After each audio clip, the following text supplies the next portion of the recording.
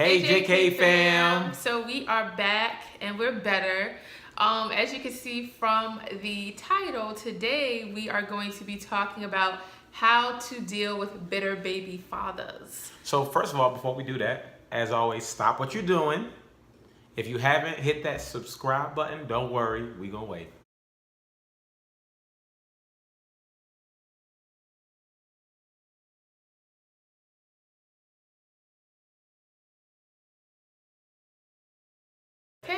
Appreciate y'all for subscribing, and you are now part of the new Jay&Kay fam, so welcome. We wanted to first talk about the feedback that we got from the Dealing with Bitter Baby Mamas video. So, first of all, thank you for everybody that responded, whether it was a good response, bad response, whether you didn't understand it, whether you were trying to understand it. Most of them were good though. Yeah, well, just first of all, thank you, period, for responding. For watching. Because we really appreciate that. The heart behind the bitter baby moms and the bitter baby dads, there is no wrong person in this video. At the end of the day, it's for the kids. It's not about one bad person or another. Yeah, we're not talking about a specific person. We're just saying if you are dealing with it, how to stay in your kids' lives while dealing with that. Some people were like, oh, this is one-sided. How you gonna only talk about the baby mamas? Well, we said we're gonna talk about the baby mamas. Also, the video that we're about to show you was recorded on the same day, if you can tell from what Jay's wearing and everything. But the video just happened to be way too long to upload as one video, so we split it up into two. So no, we won't just like, oh, look, she doing this, she doing that, we gonna make this baby mama video. No, we're not doing that. We were just doing a video for everybody. He's just doing it based on feedback he's gotten from guys, women that have dealt with bitter baby dad. So on this video, it's just, and I've done my own research to reach out because I'm not a bitter baby dad, but I know women that have had bitter baby fathers. So they wanted a voice as well. I do want to say this as well before we get into the video, that positive or negative, first of all, the positive people, thank you so much. Negative people, thank you as well. Yeah, we need but all that. I need all of that. Like, if you don't like the video, whoever gave us that thumbs down, thank you. Like, please give it to us. YouTube loves controversy, so please give it to us. Just be honest. Be honest. If you like it, if you don't, you don't. It's no qualms. But for those that it did help, that actually shared it on their YouTube page or their Facebook page, thanks a lot, man. Because I really feel like that this is something that everybody really needs to get out. A lot of fathers are struggling, man, and a lot of guys have walked away. Good dudes. Yeah, even some of my friends like that I didn't know were going through this, like, reached out to me or whatever, and I was just like, oh, I never would have known. We're gonna actually get into the video that Jay recorded about how to deal with a bitter baby father. Jay&Kay, Jay&Kay, 4th year on that. Jay&Kay, Jay&Kay show. What? Jay. I'm Jay. I'm Jay.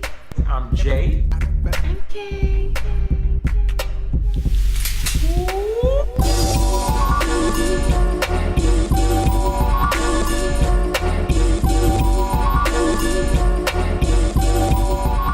Ladies, you have to ask yourself one thing.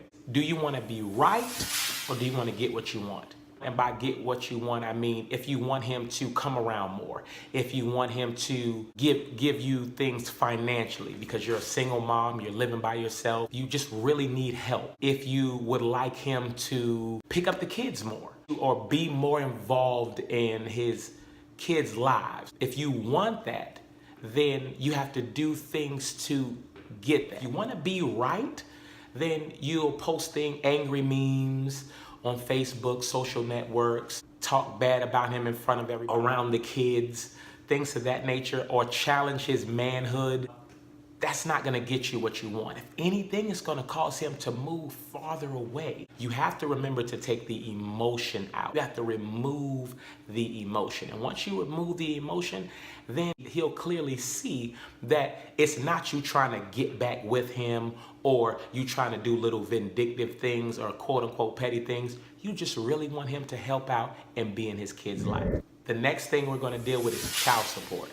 Now, everybody's not on child support, but some women that are hurt try to use child support as leverage or a threat. You really need that person to be put on child support because you are struggling financially and you really need him to help out. You really need him to pitch in and help because you're just struggling.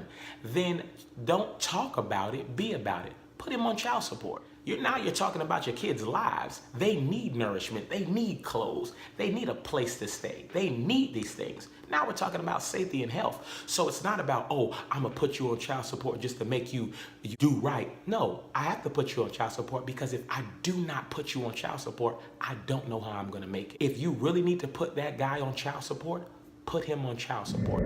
Next thing I'll deal with, your love for him. It can give you impaired judgment. Let's just say he doesn't want to do right. He's not doing right.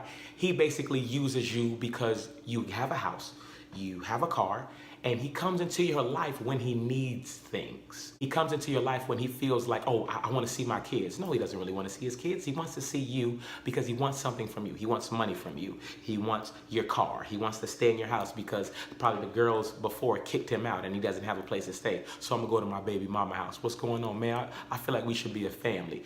Your love for him can impair that judgment because he clearly is using you, but you're thinking about it in your mind like, well, maybe it's a chance that we could be together. No, it's not. It's not a chance that you can be together. He's using you. But because you love him, you will tend to put your kids in that poison state where your kids are now thinking, oh, daddy's back in the house. Yay, daddy's in the house. So they want to spend time with daddy. They want to be around daddy, but daddy pushing them off. Hey, man, y'all get off, man. He moves them away. He doesn't really want to spend time because he was never there for them in the beginning. He was there to see what he can get from you. And then when he's done with you and he's back on his feet, he's gone. You're hurt. But you keep falling into that vicious cycle because of the fact that you love him. Step 4 is you have to remember he may not be there. He may not be the father figure that you dreamed or you envisioned that your kids would have. He may not be there. He may not be that daddy-daughter relationship that you thought you was going to have. Or he may not be that father figure that you thought your sons would have. What you have to do, ladies, is you have to take it a step further.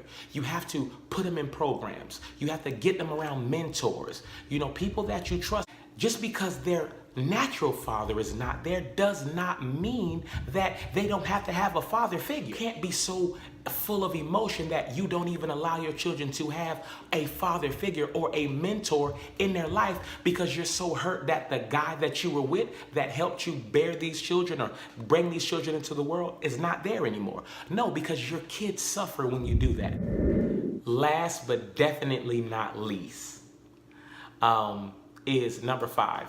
And number 5 is take control of the situation.